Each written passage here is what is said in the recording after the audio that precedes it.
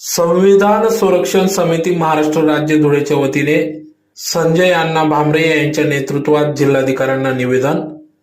याबाबत वृत्त असे की दिनांक 2 ऑगस्ट 2024 रोजी माननीय सर्वोच्च न्यायालय दिल्ली यांनी दिलेला निर्णय हा संविधानात्मक SC ST OBC यातील सुमारे 750 जाती प्रभावित होणार असून ज्या समाजाने गेली 5 वर्षे अनेक अतोनात हाल अपेष्टा सहन केल्या त्यांना माणूस म्हणून जन्माला आल्यावर माणूस म्हणून वागणूक दिली गेली नाही अशा 750 जातींना भारतरत्न विश्वभूषण महामानव डॉक्टर बाबासाहेब आंबेडकर यांनी 1950 रोजी संविधानात्मक व्याख्या करून SC ST OBC असे नाव दिले.